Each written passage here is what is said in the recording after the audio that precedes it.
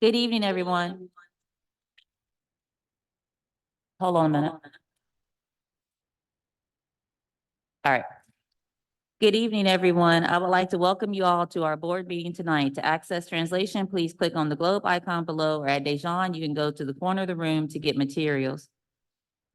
The board has changed the public comment format. We have opportunities on non-agenda items in person through Zoom app and by telephone at the beginning of the meeting.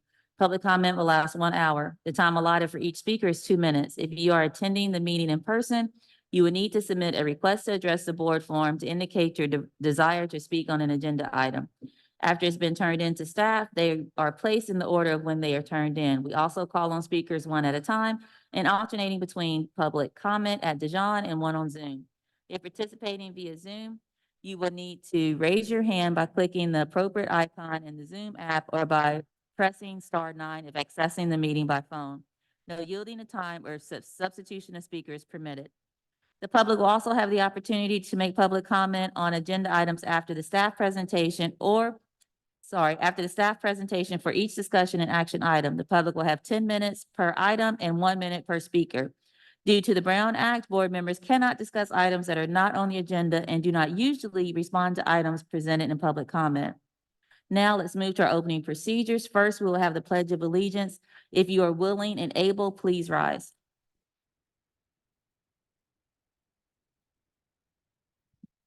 Ready, begin.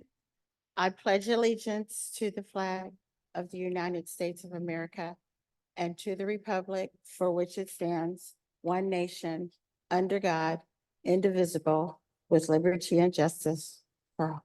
Thank you. Thank you, everyone. Staff, do we have the land acknowledgement video?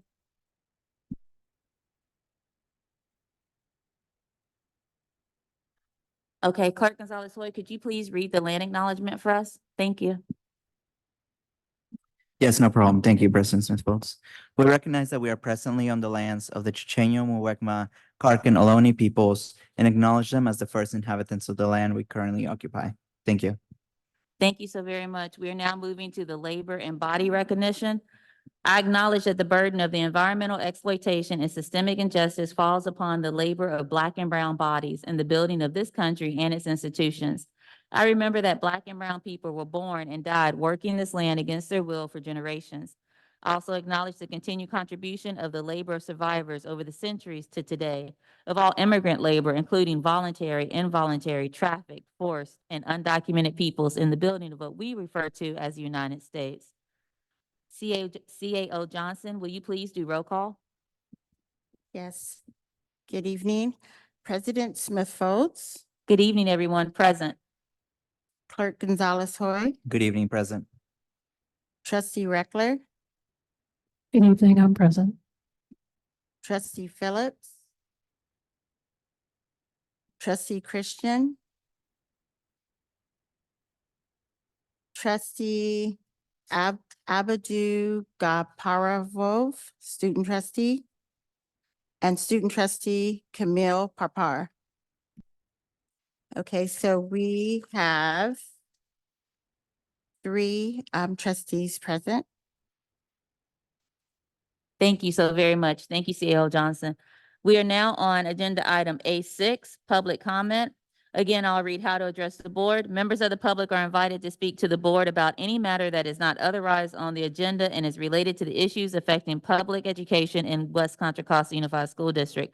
Public comment will last approximately 60 minutes. The time allotted for each speaker is 2 minutes. Individuals wishing to speak must submit a WCC USD public comment form, or if participating via Zoom, individuals will need to raise their hand in the Zoom app prior to the beginning of this item. Due to the Brown Act, board members cannot discuss items that are not on the agenda and do not usually respond to items presented in public comment. Staff, do we have any public comment? Yes, we have one public comment. Zoom user, please unmute yourself. Yes, my name is Denise Jones. My daughter attends El Cerrito High School. And the issue is in regards to what had occurred today, which was a bomb threat. I'm sure the board is familiar with what occurred. I understand that it's the Brown Act, so you guys cannot respond, but I would like to request, this item to be on the agenda in regards to, adding additional security. There have been, two or three other issues in regards to, what had occurred in El Cerrito High. There have been, fights. There had the two vice principals and a security person had attempted to try to, stop the fight that had happened in the quad. And the issue is that, a couple of the students had, was able to go on the campus and fight these students.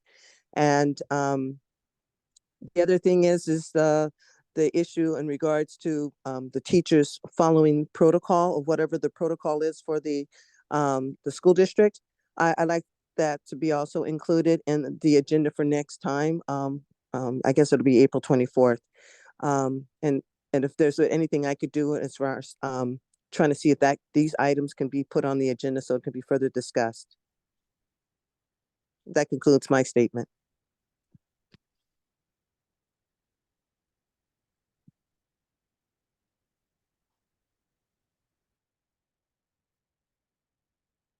Our next public comment is Delon Harrison. Please unmute yourself.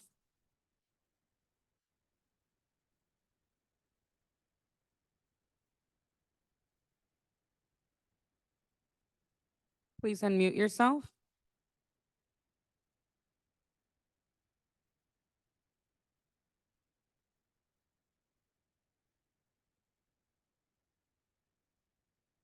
That concludes public comment. Thank you so very much.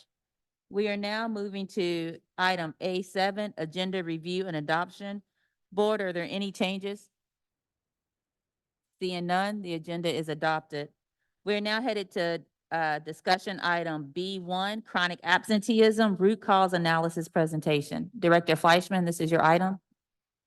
Yes, thank you, Board President. I'd like to introduce and bring to the podium Director of Positive School Climate, Ms. LaShante Smith, who's going to present tonight on the data that she and her team have collected around root cause analysis for chronic absenteeism. Thank you so very much. Board, we're going to do 3 questions and 2-minute comments. Ms. Smith, we're ready when you are.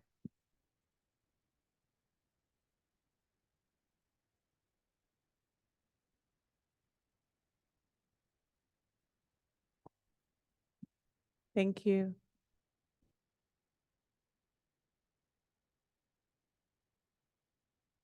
Hey, good evening, President Smith Folds, Clerk Gonzalez Hoy, Trustee Reckler, CAO Neely Johnson, Cabinet, and all of our community. My name is LaShante Smith. I'm the Director of School Climate, and today I will be overviewing a root cause analysis that our team presented or conducted rather back in January.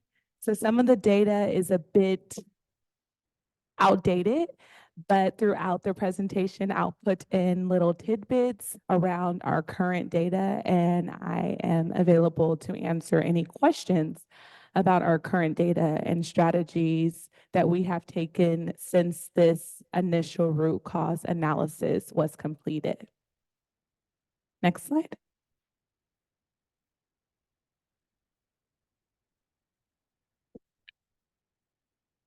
So for the first slide, I want to kind of give the board and community some context. So this root cause analysis was originally completed as part of an ongoing collaborative meeting that we have been privileged to have with our city mayors and city managers related to our community schools work. And on that community schools collaborative, the city managers, mayors, and our superintendent identified 2 goals. One of those goals was shared facility usage, and the other goal was reducing chronic absenteeism across our whole district, inclusive of every city. So when we were at the collaborative, we really wanted to talk about, before we can get to the kind of how to reduce chronic absenteeism, we really want to understand more about the why for chronic absenteeism. So just to give you all an overview of attendance processes in our district, when students are absent from school, their attendance is logged into our student information system. So when a student is absent, the attendance is logged as an absent. A. The attendance is then verified and it's changed to excused, unexcused, or we have other applicable reason codes for a student not attending school for portions of the day. Students who accumulate 3 or more truant events, so the absences, the unexcused absences, the excused absences, or the lates, so 3 or more of those truant events, what happens is our system sends out a letter 1 notification. So letter 1s are seen as preventative measures. So parents receive letters and it essentially says like, your student has been absent or late 3 or more times, and we want to do something about it. We want to encourage you that school attendance is essential so that students can achieve. The letter also gives resources for families to essentially provide them with more information on what they can do to support their child's attendance. If a student receives 3 additional truant events, a letter 2 is sent. When letter 2s are sent, it indicates that the student and family must have a meeting with the school site. So our school sites hold school attendance review meetings, known as SART, meetings with students. And in this meeting, there are conferences held with the student and family. And essentially, the root causes of why a student is absent or missing school frequently is kind of uncovered. Well, that's the goal of the meeting, to uncover what is the root cause of why a student may be absent. The conference is then closed. If a student then accumulates 3 additional truant events, so now we're at 9 truant events, and a conference has already been held and closed in our system, that triggers a formal notice of truancy known as letter 3. When a student receives a letter 3, they are then invited to a formal truancy hearing, which is known as SARB, Student Attendance Review Board. On the Student Attendance Review Board, we have it's a multidisciplinary team. We have a school psychologist, we have a mental health clinician, we have truancy technicians. I sit on it, as well as different community-based organizations. And it's really like the last resort. We want to know what's going on, what can we do to support you, how can we improve the attendance, how can we work together. Students who are in that formal truancy hearing process are then monitored by our team. I do want to take this moment to shout out our team, and that team is inclusive of 4 individuals: Angelica Lara, Daisy Barragan, Jennifer Larga Sparta, and Barbara Bird. The team is the ones who are responsible for monitoring students who are in this truancy hearing stage. So they monitor the students, they monitor their interventions, and they ensure that sites are implementing the interventions. In addition, I'd like to shout out all of our administrators and all of our educators who sit on the student attendance review teams, because it really is a team effort in trying to support students who have difficulties in attending school. Next slide. So the data for the root cause analysis was, again, not the what, because we know that students are chronically absent, but our data really wanted to focus on the why. So we have brought quantitative data, which are chronic absent reports and numbers. So more of the numerical data. What percentage of students at a certain school are chronically absent? The data that we're presenting today is the qualitative data, the anecdotal data that we have heard from the school attendance review team meetings, as well as the SARB meetings and those formal truancy hearings that I just spoke about. So again, when you're listening and hearing this data, that was our first step in this root cause analysis of really getting to the why, that data was the qualitative data, not the number data. And both data types are important. Next slide. So when we did this qualitative root cause analysis, we identified several themes across the district on why students are chronically absent. These are the themes that we kind of as a team heard most frequently, whether it was that we heard it at the SAR formal truancy hearing meetings, or if we heard it from sites who conducted conferences, so those SART meetings that are done at the site level. So again, this isn't conclusive of everything we heard, but these were the most common things that we heard. One, structural differences in U.S. education. What do I mean by that? We have a lot of students who are new to our country, and our education system is different structurally in the way in which students are required to attend school. So that was a frequent theme for some of our students.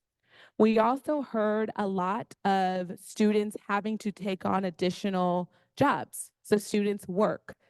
They're working during school hours, or they're working late into the night and they're not able to get to school on time, or they miss. That was a common theme.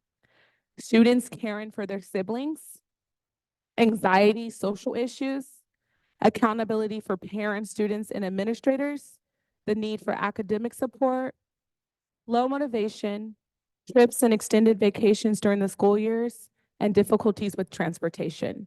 Again, those were common themes identified throughout our district and throughout all of the schools in this root cause analysis. Next slide. So this high outage day slide may seem out of place, but this was an ask from that collaborative that I previously referred to. And the question was like, when are students absent? Do you all look at the days that students aren't attending school? And is that part of your strategy? So as we started to think about the why, we did want to identify the high outage days. And high outage days are the days that were most frequently represented in our data for when students did not attend school. And as you can see, or maybe not, but you can see in the slide, our high outage days were most likely to occur on Fridays and Mondays and during breaks. So before an extended break or after. So in this data set, there was a lot of high outage days around the Thanksgiving break and the week before we officially went into winter break. So up until January, those were our highest outage days. Next slide. So now I'm going to take you into the root causes by city. I want to know that every school in our district is represented in this data set, and the data is presented by city. And again, this is anecdotal and qualitative data that we use to support our overall strategies. So how I want to do the next set of data is I'm going to kind of take you through and walk you through the slides, but if you all can jump to slide 14, it's a summary slide. So I'll talk quickly through these slides, but slide 14 summarizes these. So in El Cerrito, what we found as a main starting point for our root cause analysis is that for the elementary schools in El Cerrito, one of the root cause analysis was families taking extended vacations during the school year. And when we explored that more, it was around families really wanting their children to have opportunities outside of the school day and extra kind of exposure to different curricula that's not always available in our schools. And for our secondary school site in El Cerrito, we found that the root cause of our students who were chronically absent had a lot to do with students cutting. And when we further explored that, when I say cutting, I mean cutting class. And when we further explored that, there was a disconnection between if I cut not only what are my natural consequences, right? So just what happens if I leave school, but what are like the logical consequences that can occur if I leave school and don't, and I'm not attending for that day. The other thing that was interesting in El Cerrito, as you know, in our secondary school, they're on a different schedule. And so when we were at the conferences and from speaking to the site, there's a lot of, again, disconnect between, yes, I come to school, but yes, I can go outside of school and, you know, have lunch and do some things with my friends and come back to school. So get, again, a disconnect in those like logical consequences of missing school time for our secondary students. Next slide. El Sobrani, what we found was that for our root cause, we wanted to see and further look at developing effective strategies to enhance student engagement. So we found that we have not authentically engaged our students in really thinking about what motivates them to come to school and to continue to be at school. Another root cause that we highlighted in El Sobrante was transportation to the school that is in El Sobrante. There are limited bus routes that are available. For Hercules, can you move the slides too? 2 slides. Yeah, thank you. In Hercules, what we found was that the major root cause was a disconnect between students' perception of school and importance of school attendance and the relevance to future opportunities. So we have been able to see many students from Hercules at our SARB, that official hearing. And what we're hearing at those meetings is, yeah, well, I can miss school, but you know, it's okay because I have time to make it up, or it's not really impacting anything, or I still know what I'm doing. So again, student perception and kind of misconception about what I do now can definitely impact future opportunities. For the Kensington community, the major root cause was the balance of family vacations and consistent school attendance, so extended vacations during the school year. From Pinole, our major root cause and starting area was empowering students and clearly defining consequences, both consequences that are meant to be supportive and incentives that really empower students to take a greater sense of accountability and ownership for their attendance. For Richmond, by far, in our Richmond area, transportation was the major root cause, as well as limited parental supervision in the day, in the sense of parents are working and their shifts don't necessarily align to our school schedule. So this leaves families and students having to find alternative ways to get to school. And in San Pablo, they actually did a needs assessment in the San Pablo community as part of their city.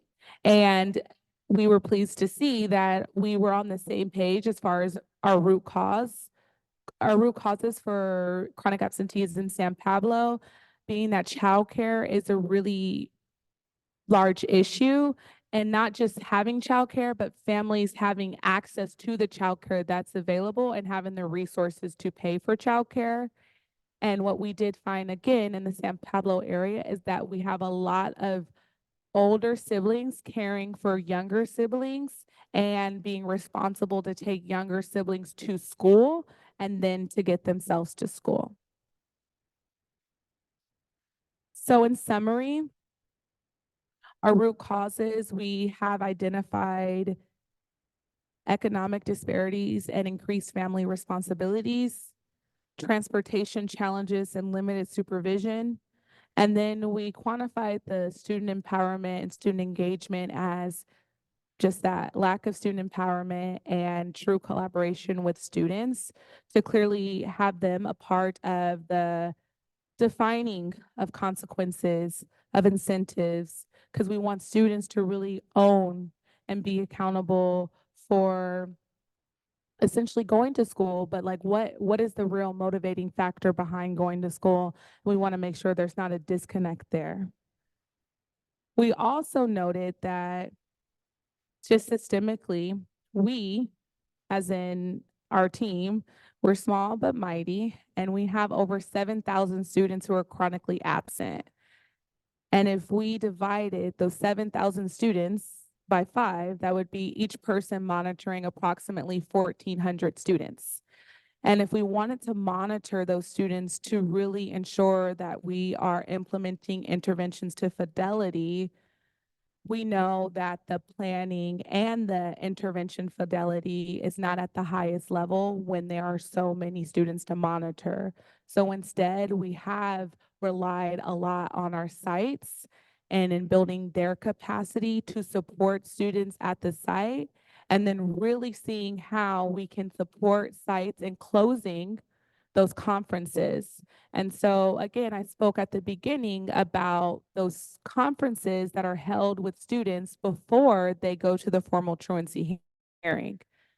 We need sites to hold those conferences in order for us to move to a truancy hearing. Technically, we could take any student that's received that first letter of notification to a truancy hearing, but we want to make sure that a family and the barriers for school attendance the first time is not you expressing that at a hearing. We want to build that connection at the school. So that is what we are really focusing our efforts around, and we're reserving those truancy hearings for students who have been through the site level interventions and the sites have exhausted interventions at that level. Currently, we are SARBing approximately 30 students a week. But again, we know that it's not enough. We wish that we could get more students through this process. And so we are kind of norming, defining, and looking at what we're doing to ensure that we can see more students and help additional families. Next slide. This last slide was just to get you all to kind of understand the things that we hear at the formal SARB hearings. So a student and a family attends SARB, which is that truancy hearing, after the student had missed 20 consecutive days of school. The student and the family expressed to us on the SARB board that the student had missed school because his shoes were busted at the seam. When we went on to talk to the student expressed that he feared he would be bullied for going to school. He felt that very embarrassed. He said that he'd rather not go to school than to go with messed up shoes. He also stated that he would return to school if he had shoes. His mother said that due to financial constraints and their living situation, she was not able to find any money in her budget to get shoes that would be appropriate for her son. So our team collects the money, we get the shoes, we drop off the shoes to the student. The student then goes to school. That system is not sustainable. And so the question at the table around this collective team was, how can we collectively help our most chronically absent students with instant direct resources? Now, you may have been thinking, couldn't you have referred them to X resource over here or Y resource over there? A lot of times the resources we refer families to are already tapped out, right? So there's a waiting list, or it's not instant, or there's some type of waiting period. And so what we've been really trying to strategize around is, how do we support families who are expressing needs that we can instantly support when we're hearing it, instead of referring out? So next slide is our action steps. And so again, this was created, I think, in like January, late January. And so we have taken steps since this time. So one of our major kind of actions that we really wanted to put in place was based on that case study I just gave you. So in partnership with the Ed Fund, we established a SARB Emergency Response Fund. And what this fund is for is that when a site has already held their site level meeting and they have exhausted their site level resources, we are able to provide families with instant resources to support school attendance. What does that look like? So far, we have identified transportation, so it looks like Uber gift cards. We've identified food, so it looks like gift cards for food. We've identified things such as transportation as getting a bike for a student, right? That sounds sustainable, but we're piloting this and we are collecting data, and we'll be happy to share with you that data once we get it, because we do have a lot of invested stakeholders around the table to see how we can come together to really be impactful at those hearings.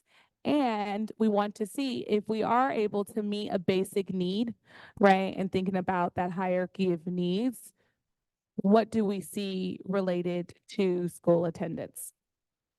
The next action that we are currently still waiting for is a contract with COPE, which is a community-based organization that can support our students who are simply not attending for other reasons such as mental health, such as low motivation, lack of motivation, or really in need of a connection with a trusted adult.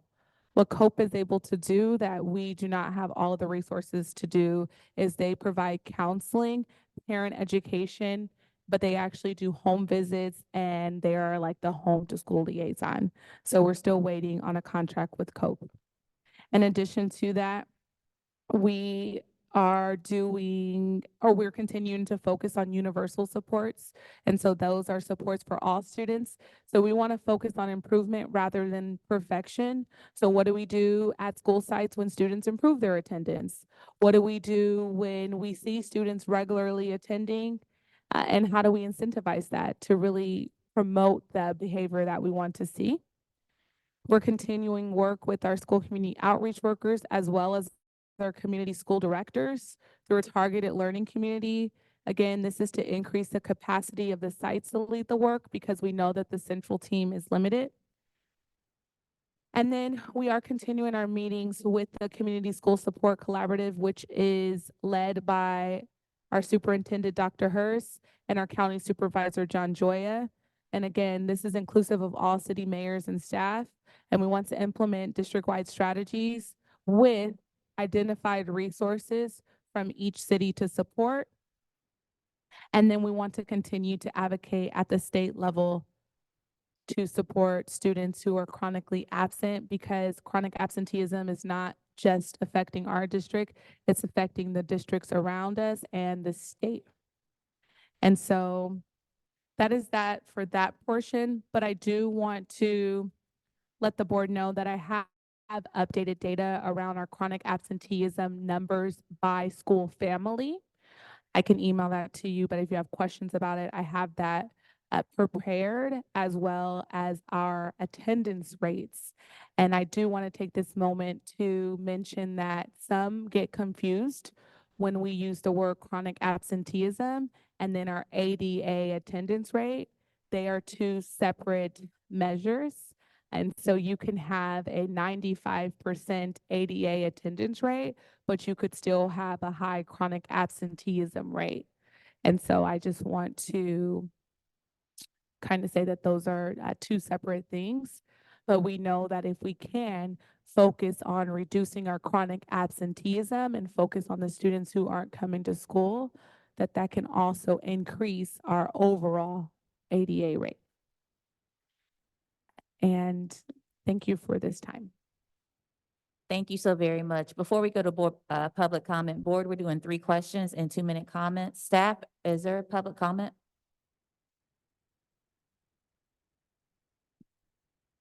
Yes, we have one public comment. Salon Harrison, please unmute yourself.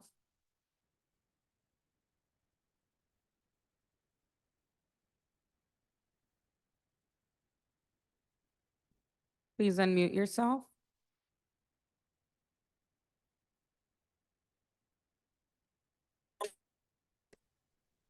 Yeah, We can hear you. We can't hear you. Can you guys hear me? Yes, we can hear you now. You can hear me now? Hear me? It's kind Okay, of I off. just wanted to say, can you hear me still? But I don't see anything on my movie.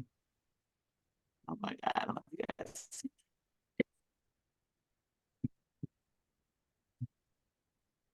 I'm sorry. It's okay. I'll try.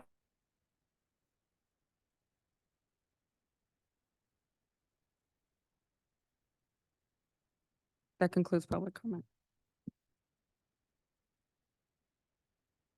Thank you, staff.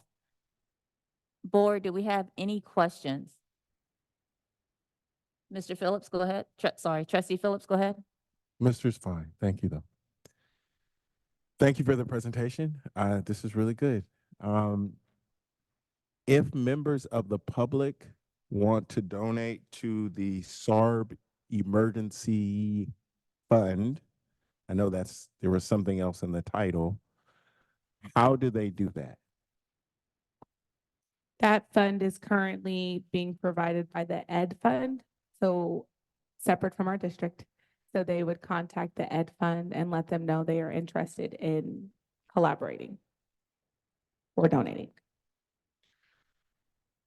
Before the evening is over or at the next board meeting, is it possible for you or another staff member, because I know I murdered the name, so is it possible for one of you to say the entire name and the address of the Ed Fund phone number or whatnot, so people don't have to look the information up if they need it? Yes, I can get that. Thank you so much. Those are the only questions I have. Thank you. Thank you so much, Trustee Phillips. Trustee Reckler, and then Clerk Gonzalez-Hoy. Thank you for the presentation. Would you be able to describe the difference between what happens at a site level meeting and what happens at a SARB meeting that's, under your control? Yes. So at the site level meeting, one, we do the root cause analysis with the particular student or family. So sites in their conferences should be asking questions like, what is preventing your child from getting to school? Are there any supports that you need? How can we support you? Then after the SART meeting, students should be given an attendance verification form. So essentially that is a way for the site to monitor weekly their attendance. So if that happens and then the conference is closed and the site has said, we've met with them, we've put different supports in place, we've tried different interventions and they're not responding, then they go to that formal hearing. So the formal hearing is, one, we want to make sure that we clearly identified the root cause and that the site has implemented some sort of intervention. If we find out that an intervention has not been implemented yet, or that the site did not have a resource to support the family, then that is where we will then decide, like, this will be the attendance monitoring plan for the next 6 weeks. So by law, we cannot re-SARB a student until 30 days. So 30 days have to pass before we can see that student again at SARB. So once that intervention is documented, we put them on an attendance verification form. Our technicians monitor their attendance weekly to see if there's any change. They go out to the school, they meet with the student, they ensure that the principals and basically the school staff has all of the information. If we come back and there's still not a change in attendance, as a SAR board, we are able to make different choices. And one of those recommendations is that through SARB, a student can be referred, their family could be referred to truancy court. And truancy court is from our county, and there was a district attorney who was essentially assigned to all truancy cases for our young people. And then the courts would monitor attendance.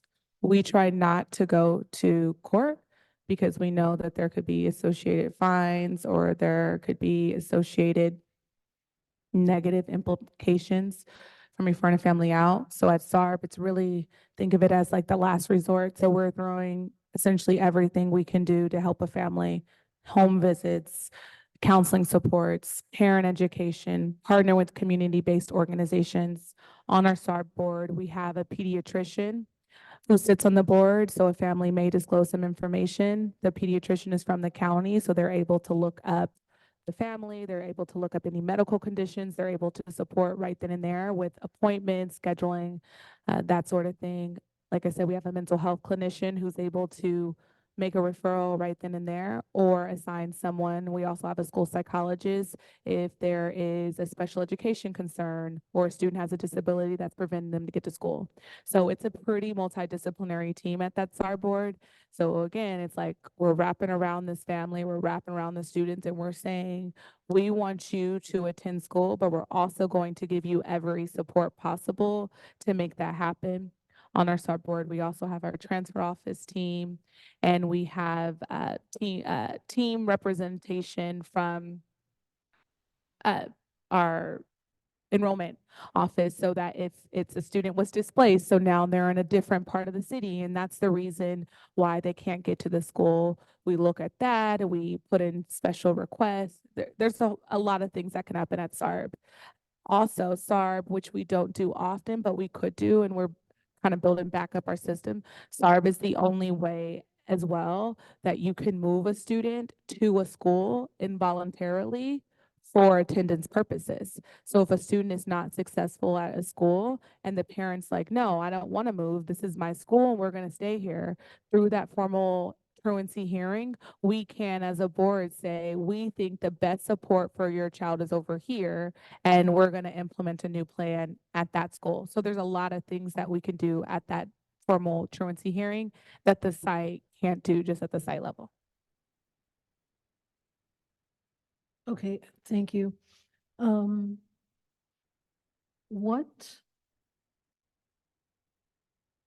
do you think the cities and the mayors, I mean, the city governments can do to help?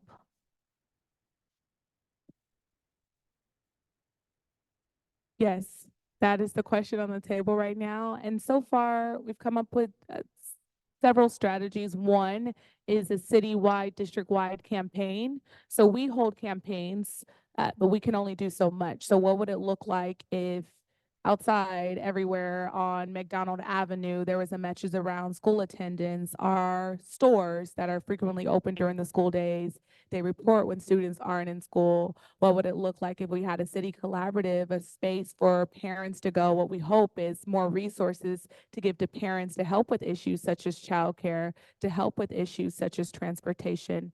While I'm speaking of this, I think this is relevant.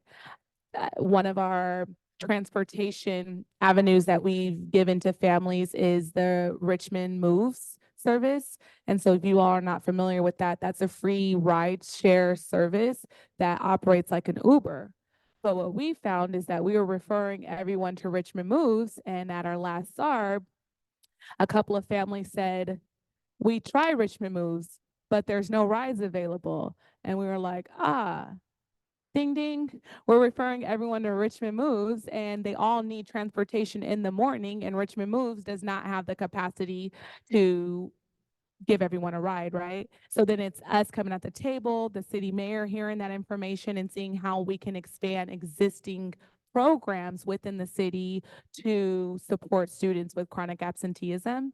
And so right now, the two strategies, again, that have been voted on, one was this community messaging, but two was how do we expand our current services and resources where everyone puts in something to support chronic absenteeism across the district and across the cities.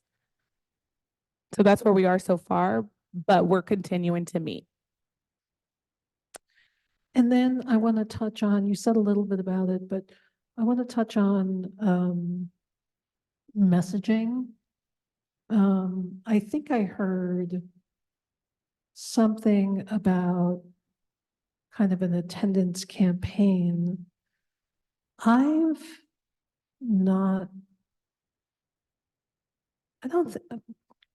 guess I have seen a few things on some of WCCUSD transportation vehicles. But would you be able to expand on any messaging or that that's going on out there, or ideas about what might work? I'm sorry, I didn't hear the last part. You said evidence on the, Just would you be able to expand on any messaging campaigns around attendance, or what you might be planning or want to see? messaging on campaigns regarding attendance. Yeah, showing up or not being absent or, Yeah. So our campaign this year started in September and it was why we show up. And so that was our language or hashtag, if you will. So during the month of September, we officially kicked off our attendance campaign. And every school site was required to do at least 2 school-wide big attendance events from September to the end of October to promote positive attendance. So what does this look like? A lot of our sites sent out and continue to send out just messaging around daily school attendance and why every minute counts. And so that was a big messaging. The other thing is many of our sites incentivize attendance. So they incentivize school students for attending regularly, but they also incentivize school-wide improvement of attendance. And then what we wanted was a unified message to go to families. And so that started in September and October went through November. And that message was just showing up every day, why we show up. And we had different students in partnership with our communications team tell us why they show up. So why is it important for you to show up? And then what we went a step further with our admin was we don't want students to only show up, but we want them to show up to places where they're seen, where they're heard, where they're valued, and where they're learning. And so that has been our messaging. All of our sites do a good job, I think, of really putting out the importance of attendance. I think where we are still improving is district-wide. So a district-wide campaign and what that looks like on a very broad, in a broad way, right? So everyone knows what's our message, what are we saying? You go out in the community, they're saying the same message. Like our vision would be to go, like I said, into stores. You would see WCCUSD attend every day. We'd have community partners, we'd have community mentors, we'd all be saying the same thing. And then we would wrap around our communities and our school sites that have higher levels of chronic absenteeism. We'd have more boots on the ground. We would have more parent volunteers. We would have a real true campaign is having identified carpool buddies in the community of how we can band together to get students to school. And we would just continue to campaign that message. So yes, all of our school sites do tier 1, which are universal activities to reinforce attendance. And yes, we've sent out the district message. We've had district messages sent out by Dr. Hurst. We've had community messages. It's been in the community newsletter. And so we've done varying things in this campaign, but we want to just continue to move forward with just more and more and over messaging of attendance and over messaging of support. So your student may need a lot of support, but our schools are here to support you. So we have supports and structures in place once students attend. okay, thank you very much. Clark Gonzalez-Hoy. Thank you. Thank you so much for the presentation. I had 3 questions, but I'm going to ask one, and then my comments, I'm just going to ask for some information for later. I guess my question would be, you mentioned a few root causes throughout about certain cities. One of the things that caught my attention was childcare, transportation, of course, which you've mentioned many times. Have we done an analysis of if we were to provide childcare, or if we were to provide additional transportation, would that actually help us? And in long term, actually, I hate to put it in this way, but actually bringing more revenue because more kids are at school. Have we looked at that and maybe thought of like some long-term strategies around like some of the more structural problems that we obviously cannot fix within the school year. I hope that makes sense. No, it makes a lot of sense. So we definitely have looked at it. Mr. Fleischman and I have had a conversation about transportation and the fiscal impact of that, but we have not done a fiscal analysis as of yet. I think this is what you're asking. If we were to provide, for instance, childcare, if we were to provide transportation, like what is the cost benefit analysis to that? Like, would that pay for itself if more students came to school? We have not done that level of analysis yet, but I would love to do something like that just to see where we would go. And yeah, and I've still been in conversation with Mr. Fleischman and our CAO, and I think there's a lot of things happening right now, but I think we definitely want to look more at that. Okay, thank you so much. President Smith-Folds, I'm done. Thank you. Thank you so very much. Thank you so much for the presentation. I just have one question. When you showed us the numbers, like El Cerrito had 864 students who were chronically absent. Out of what? Out of how many? Like can I have that kind of data too? Like how many kids are in Hercules and there's 603 chronically absent, right? Yes. Could you send that to the whole board, Ms. Smith, or do you have it now? I can send it. So we already have that number, so I can send it. It'll be a little different because it would be the number as of last week, but I'll send that. Thank you so very much. That's my only question. Board, we're gonna go to comments. We have 2-minute comments. And then Trustee Phillips, you want to start comments, sir? Okay. 2-minute comments. And Ms. Smith, thank you again for the presentation. That was great. Thank you. Trustee Phillips, go ahead, sir. Just on the sustainability part of trying to get kids bikes and shoes and whatnot. So I remember when I was a kid, RPD in their basement used to have a ton of bikes.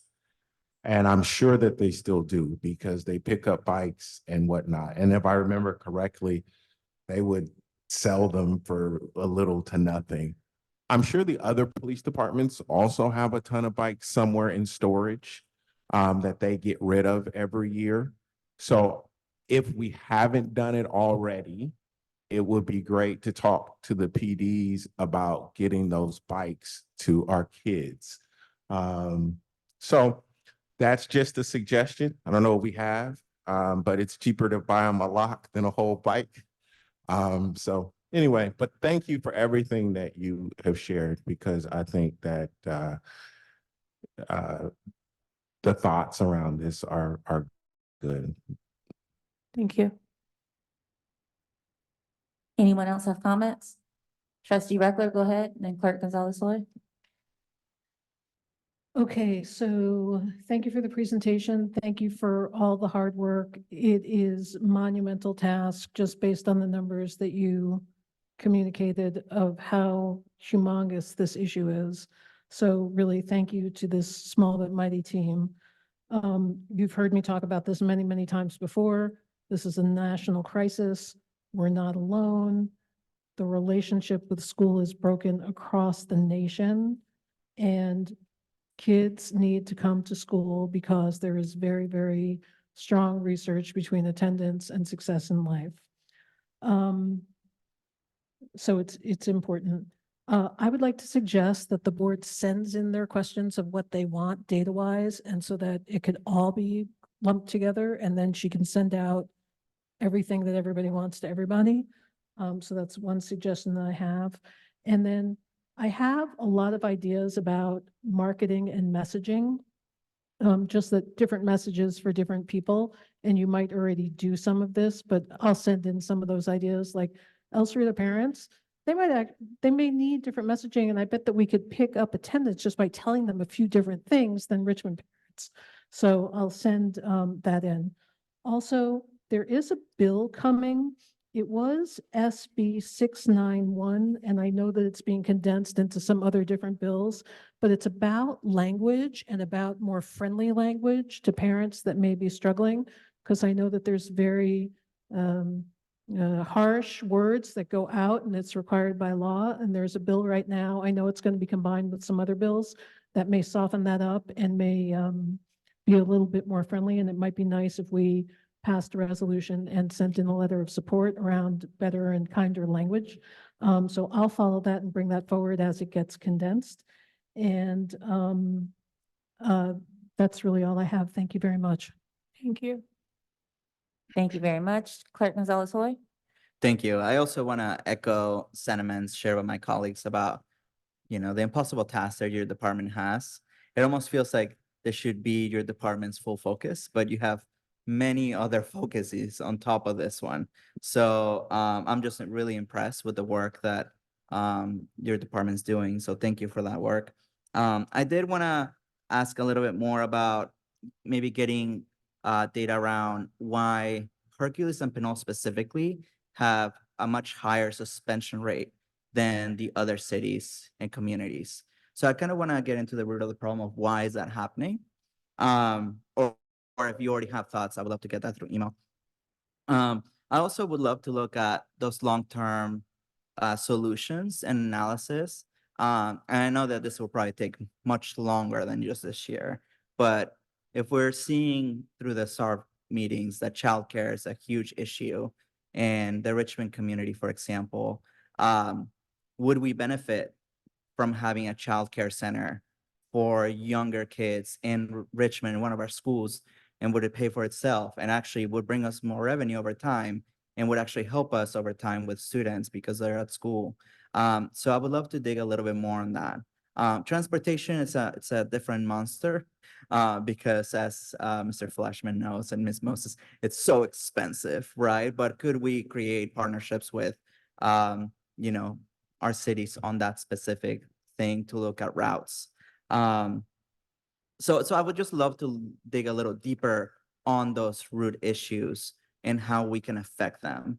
And I know a lot of it is out of our hands, but I just love to look more in depth so that we can plan long-term how to fix this. Otherwise, we're going to continue, I think, going year by year, right? But thank you so much for the presentation. I learned quite a bit. Thank you. Thank you so much, Clerk Gonzalez Hoy. Ms. Smith, thank you again for the presentation. I would like to see how deep in the rabbit hole you guys have went, right?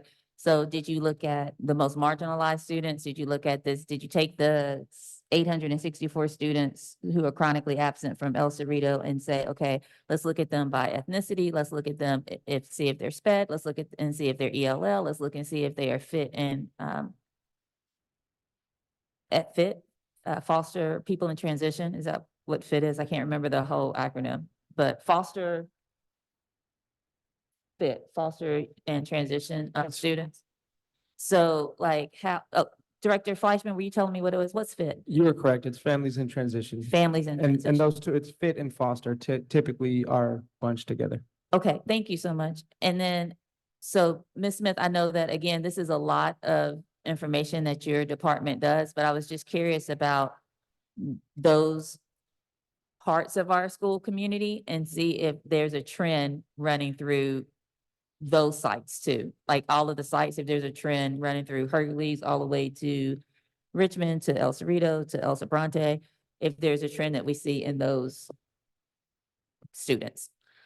Just a question, but thank you so very much for your presentation. I really appreciate it. And your team did an absolute fabulous job. I'm complete. Thank you. You're welcome. Board, we are now moving on to discussion item B2, special education curricula presentation. Director Fleischman, this is your item, sir.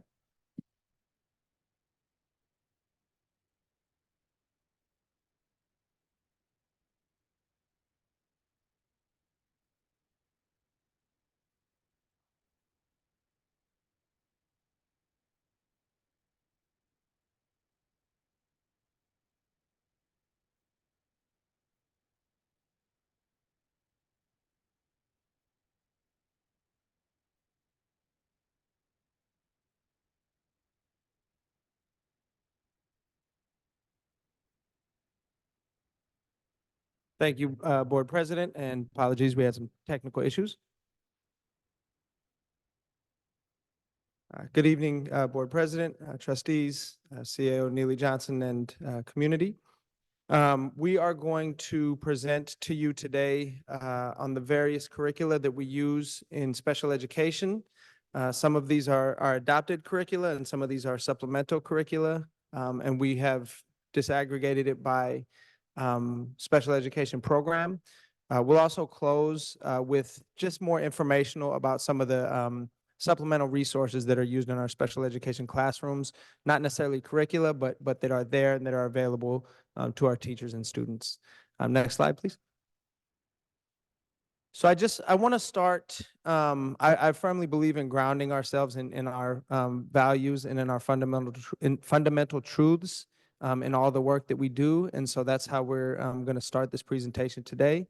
The first, I want to remind the board and community of our People First language board resolution 23-15-16, which essentially says that we speak about students first as human beings, not leading with their disability or whatever other aspect of their identity may marginalize them. So people first language, students with IEPs, et cetera. The second piece that I want to talk about is that students with IEPs are general education students first. Again, this goes hand in hand with our people first language, but they have every right to everything else that every student in our district has a right to. And the fact that a student may have a disability does not preclude them from the rights that they have as citizens and human beings within our system. Next thing I want to point out is that special education is a service. It's not a place. It's not a location. It's not something that's meant to be partitioned off from the rest of the school or from the district. It's a service that we provide to make sure that regardless of a disability, that every student has access to the curriculum and a free and appropriate public education. And then the last thing that I want to point out before I pass it on to the directors is that the function of special education curricula is to provide specialized academic instruction and functional skills. And with that, I'm going to pass to, I believe, Art, you're up next, correct? Good evening, everyone. Next slide. So starting with social emotional curriculum, we have full inclusion there, but one thing on there, you'll see social thinking. And in that, you'll find the zones of regulations. That's one of the programs that's used widely throughout the district that really helps teachers and students understand their behavior and how it should be and their emotions and how can they regulate it. And they use like a color code to really help them navigate. And just like the other programs, that's one of the ones that really help you use interactive style of helping kids learn where they're at and where they're going. Another good point is to remember when considering students in full inclusion that they are general education students first. And so most of the curriculum they're working on in the classroom is related to the general education curriculum that they're getting in the general education setting. Next slide.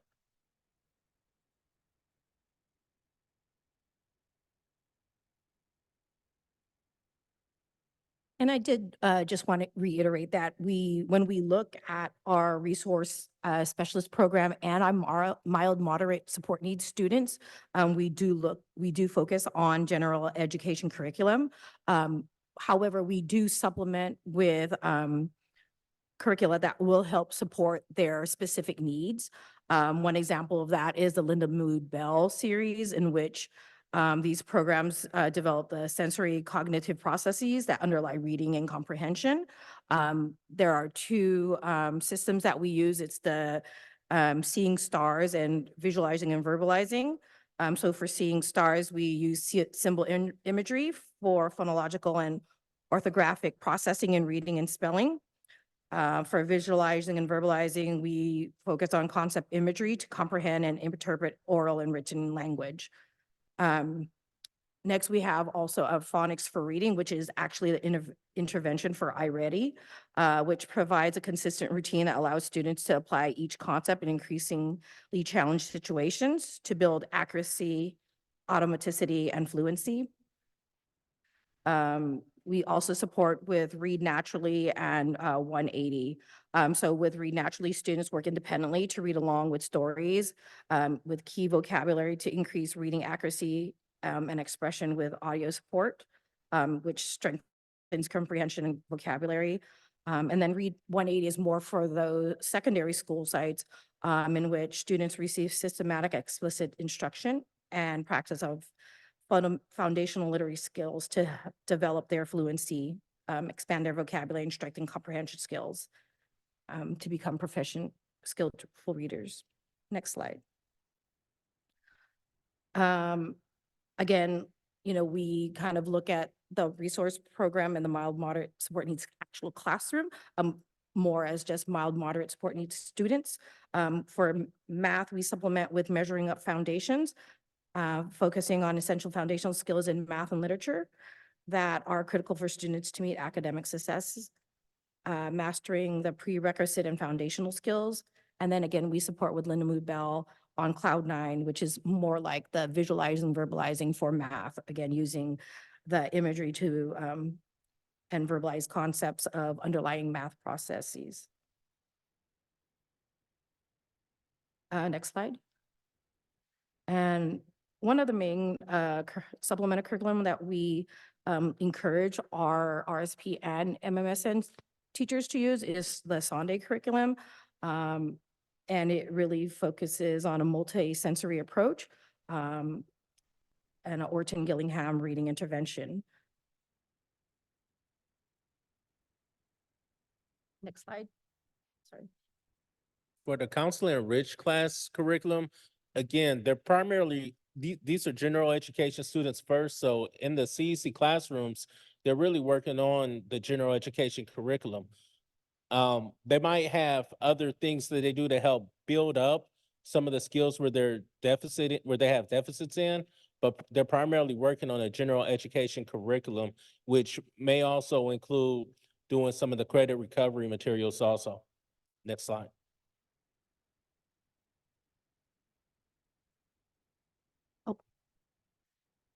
So in our extensive support needs classroom, this is one where we actually do have an adopted curriculum, not a supplemental curriculum. For the overwhelming majority of students in this program, fundamentally just the distance between where they currently are academically and the adopted district curriculum really needs a significant amount of intervention. And so we adopt a curriculum that helps to hopefully ultimately get them to our adopted curriculum, but in the interim, we do need to adopt a curriculum for this program. We use the unique learning system. As you see, it has functional academics, literacy, and works at student current levels. This is also the curriculum that is very widely used by districts around the state for extensive support needs. It does give some access when appropriate to general education curriculum, but it's aligned and it is aligned to the Common Core standards. The lessons are aligned around monthly themes, and those themes obviously shift from month to month and allow for students to build their experiences throughout the course of their school day around that theme. We do differentiate and accommodate for learners because we know there's a wide variety of learning modalities and learning abilities within an ESN classroom, and so it is one that provides the opportunity to differentiate. News to You is actually one that is really a lot of fun that I've seen many times in our classrooms. And it is a news shorts that come over kind of a YouTube style platform, and it's opportunity for current events engagement for our students, and I've seen a lot of fun activities and exercises that teachers are taking the students through in that program. Next slide, please. The supplemental curriculum for our ESN program is called STAR. It's receptive language, expressive language, and spontaneous language. It is standards aligned. It's deeply engaging with social skills, language acquisition, and some academics. And then ABA practices are used throughout our ESN programs as well. Next slide, please. And that's me again. So this is not really, now we're at the portion of the presentation where we're no longer really talking about specific curricula, but just some of the resources that are embedded and available throughout our programs. I also want to point out that all of these slides are hyperlinked. So if you are interested, the links will take you just to those the kind of front page of those curricula. So it's not necessarily going to log you in or get you into a lesson, but each of those will give you kind of an overview and an opportunity to browse what is available. MOE Max is one program that's used widely throughout the district. It's also something we use during ESY, and it does provide all subjects. It's used frequently for math, but also for, again, like it says there, fact fluency. This is a good program too because it is adaptive. It learns the student and creates program and lesson at that zone of proximal development for each individual student. The rest of these, like I said, these are supplemental resources that are available, and you can peruse at your leisure. Next slide, please.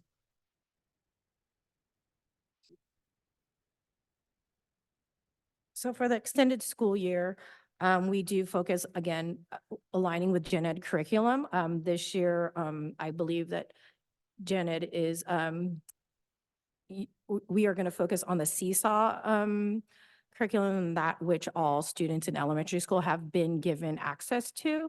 And then again, for extensive support needs, focusing on the unique learning systems, and then rounding it out with the mystery science and that arts attack, in which the students have become very accustomed to with these daily lessons. And next slide. Sorry. We this year are finishing up a pilot with an online credit recovery program called Subject. We have had other online credit recovery programs in the past. We wanted to take a look at Subject because we had heard positive reports about it and that students with disabilities were having greater success rates with Subject than they were with other online curricula or online online credit recovery. It's been billed as the Netflix of education. It is very, very engaging. It is engaging in a way that a lot of times students, it's kind of has a social media type palette, and the lessons are all video lessons provided by a wide array of public school teachers who are presenting the lessons in video format, and there's also a lot of embedded supports there. We are getting some strong data. We're still reviewing that data. Director Pangilinan Green and I have been having that conversation really in the last week to determine if it is something that is as successful as we think it's going to be, and if it's something that we're going to continue on with. Like I said, it's been a pilot year. Linked there is the course library if you'd like to look and see what courses are available. We focused mostly on those, initially on those stumbling block courses that are keeping students from graduating: Algebra 1, geometry, biology, chemistry, etc. Next slide, please. And then the last piece, and again, this is for your review, but these are the costs of the curricula that we've displayed here today. It's hyperlinked for you. Everything on that spreadsheet that is highlighted in yellow are already expended one-time funds from learning recovery. And many of those are 2- and 3-year contracts. So we were able to secure those into the future. And unfortunately, like I said, it is that credit recovery money that covered those at that time. But we were able to, like I said, get 2- and 3-year contracts with some of those companies so that we were able to access that into the future. And that is, as our board president says, we are complete. Thank you so much, everyone. Thank you so much for your presentation. Board, we're gonna do 3 questions and 2-minute comments. Do we have any questions? Public comment first. Or is there any public comment? There's no public comment. Okay, board. Any board questions? Trustee Reckler, go ahead. Thank you for the presentation. On your adopted curriculums, are these curriculums recommended by the California Department of Education or vetted by the California Department of Education or any other reputable organization take a look at them? So I'm not sure about a CDE recommendation, but I can say that in SELPA meetings and in my conversations with the SELPA directors across the state, these are the most widely used and recommended by the SELPA organization, particularly unique. Okay, and then on the adoption schedule, what I was going to ask you is what kind of an adoption schedule are you on and what might need to be updated? I'm sorry, can you repeat the question? I was going to ask, I see the spreadsheet here, but I was going to ask, what kind of an adoption schedule are you on for materials? And so, I'm going to actually defer that one to CAO Neely Johnson. So specifically for Unique, we actually have been using that for the last 10 years. And I would say that there has not been really any program that is so comprehensive. We talked about literacy, but it also has math and science. And as SOPA director said, it is adaptive. And so for students that are in those extensive support needs classrooms, varying abilities. And so it's been the one that it's the go-to. I would also add that Sunday specifically, we actually adopted that in the SPED department about 8 years ago. And it was specifically for students with dyslexia. And so this is a program that we've been using, I would say now going on year 10. And how that program has improved is that it was, just hardcover paper and books, but now it is online. So they've been included that. So those, because they are for students with disabilities, there's not a specific adoption. And what you heard in the presentation, everything, students should have access to core first, and then these are supplemental. I would say that subject is something that we looked at, now it's been 2 years, and based on our dashboard data, where students with disabilities had a lower graduation rate. And so looking for a platform that is more engaging for them. So there's really not a specific adoption. We just use our regular adoption, which is normally 7 years. And, as you know, the state is looking at changing that specifically for ELA. I think that's going to be the next one. And math, we may be doing an adoption. We're looking at our funding, and I'm looking at CBO Moses, but we may be doing an adoption this year because our math departments, along with teachers and the math department, they've already gone through the adoption process and they've picked a curriculum. So right now we just need to see if the funding is there. okay, thank you very much. Board, any other questions? Seeing none, board, do we have comments? Clerk Gonzalez-Hoy, go ahead. Thank you. I just want to thank the 3 of you for coming tonight. I know that I think you came twice before. So I appreciate your time, and it was a really great presentation. I learned quite a bit. So thank you. Board, any more comments?